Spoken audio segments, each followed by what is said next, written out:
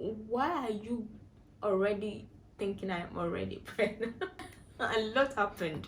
Like, I became the village champion. So every day and night, think about you all the time.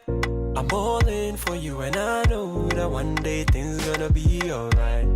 My whole fedre, incredible pair. Me don't deny my end the other. Oh, my lady, baby, you know I got you. Whenever you need me, I'll be there for you. Don't keep trying, I'm never gonna let you go. I go be your shelter, shelter. Anything you want, baby. Tell me.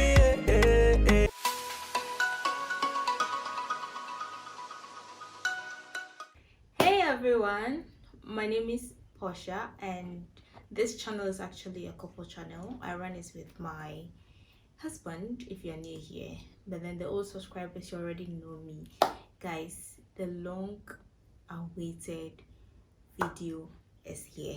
So a few days ago I went live on IG, and most of you wanted me to do a story time, and you specifically wanted a story time for when I was doing my service. And I think this is the right opportunity to actually tell you guys this story. Guys, Ghanaians, you already know, after university or tertiary institution, you need to do 1 year national service. And I finished my school. I was hoping to do my service at the Ministry of Foreign Affairs. I had a few friends there who promised helping me, so I was so happy. In my head, when we were completing the forms, I was 100% sure, or even 80% sure, that I was going to be posted to the Ministry of Foreign Affairs, because I did French in school, and Charlie, everybody wanted to be at all the nice places, not knowing that God has or had his own plans for me. So I went to quickly, the postings came out. I went to check, and I realized that I was posted to a village in the northern part of Ghana. Guys, it was like my world was falling apart. How on earth would they take me from Volta region to the northern region? And it's not just Tamale or the cities, or a village in the northern region. So I was so sad, I was emotional. I went to the NSS office in Accra, hoping that they would change the posting for me. I even went to lie to them that, oh, my mom is not well, so I want to be in the Volta region with her, blah blah blah blah blah. Guys, nobody even gave an F about my explanation. They just said there was nothing they could do.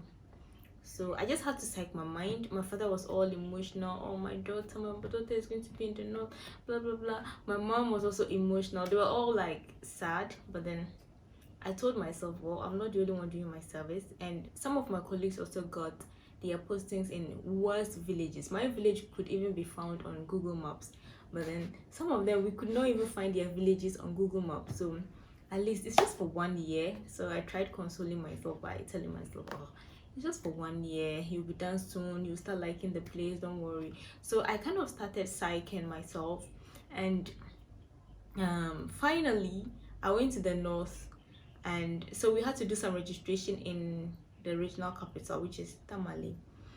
And when I went to the office, the people in the office were like, oh, all the way from Volta region, you're coming to do your service in the north here, blah blah blah. So when I told them the name of the town, they were like, oh, that is good.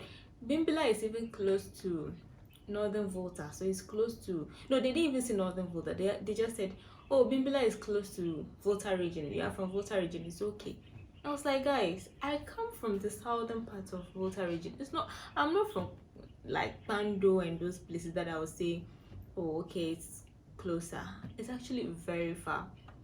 And then, so when I got to Accra, when I got to Tamale, the Tamale office, they were like, okay, if you don't want to go to the village, then you can stay in Tamale. They can like change my postings and then put me in the regional capital. But then now the question is, where would I want to be?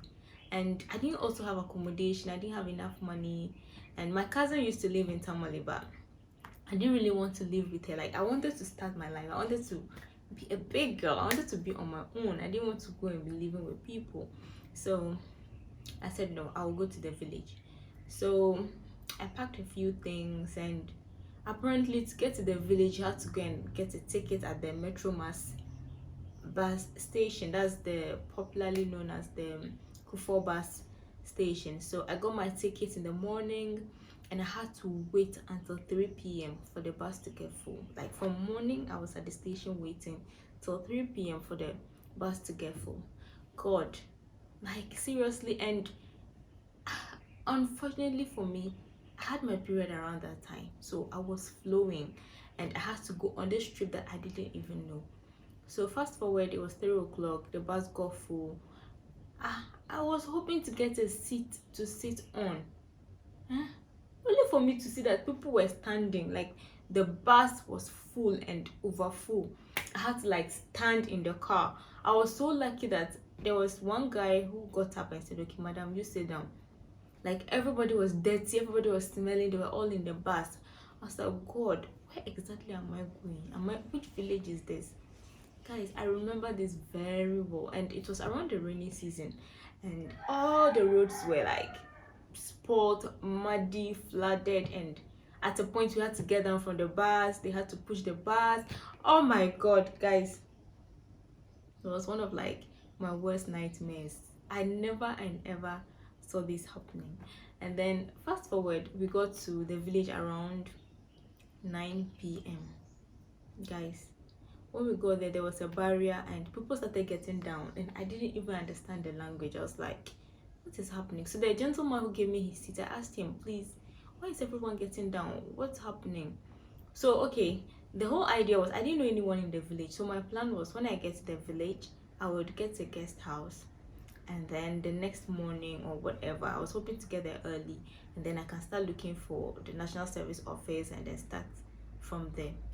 So the guy told me that, oh, unfortunately there is curfew. Huh? So people in the village here sleep at 6 o'clock, 6 p.m. and wake up at 6 a.m. So when we got to the barrier, there was curfew, so we all have to get down. And I was like, what? I have no idea that this village had curfew, and why did the bus even leave at that time?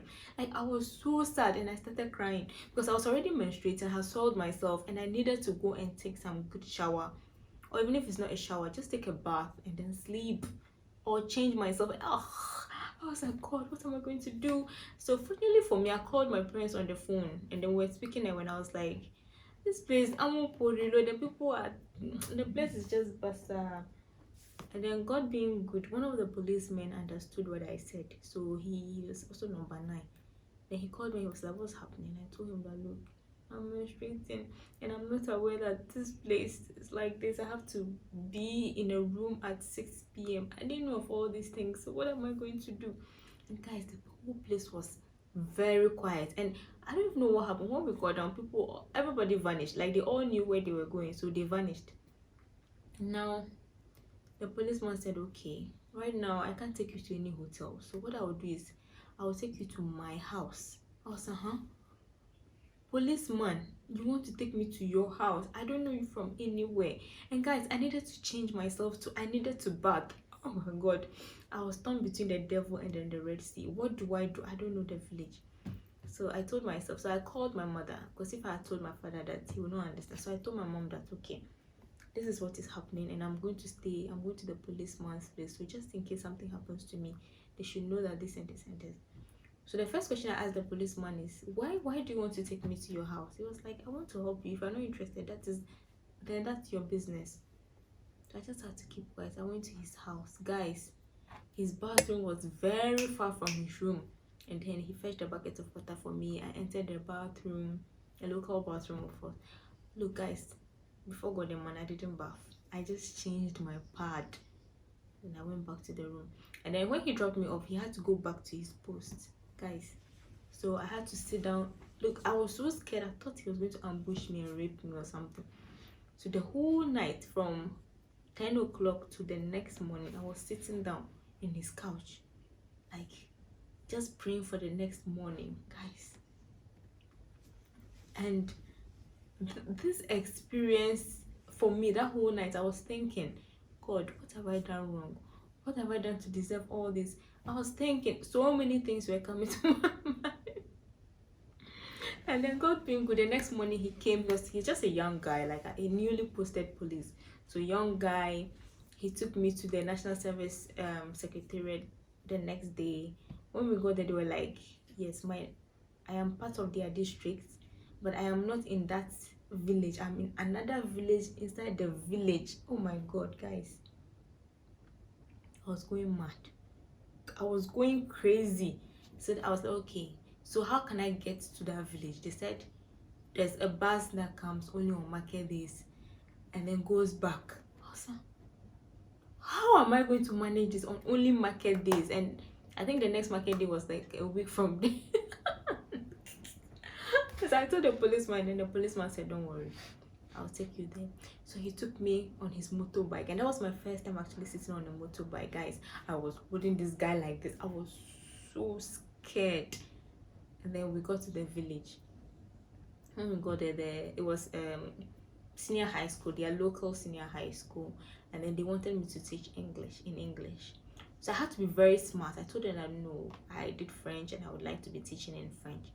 So they told me that okay, then they can't take me. So I just did the sign of the cross, and then the policeman drove me back to the district capital, and then I told the national service coordinator. He was like, okay, just go wherever you want to go in that village, just let me know. Then guys, I chose the easiest thing. I chose teaching. I taught in the JHS, one of the schools there, the local schools, guys. It has not been easy, okay? Like this national service thing, why won't the government just allow us to go to where we want to go? Look at all this stress. But I wouldn't say I regret being here, because I learned a lot. Like guys, just give me like 200 likes, give this video 200 likes, and I will tell you what happened in that village. A lot happened. Like I became the village champion. So I'll just let me know. Give me like 200 likes, give me a lot of comments. I want to see comments telling me that you want the part 2 of this, and I will give you the part 2. And also, I don't understand what is happening these days, guys. I posted a picture of me eating popo, and then in my husband's shirt, and everybody was like, she's pregnant, she's pregnant, she's pregnant. Why? Why are you already thinking I am already pregnant? Guys, but you should know that pregnancy is a very delicate matter. People are looking for babies, people are not ready to have babies. So when you start talking about pregnancy, it's so uncomfortable for people. So you guys need to be careful, or to be cautious when suspecting people of being pregnant and then putting it on social media, right? Guys, if you've enjoyed this video, don't forget to follow me on IG. I'm at Pretty Trevor. We are going to be doing more lives on IG, so you need to be following me so that you can catch up with me. And don't forget to subscribe to the channel as well. And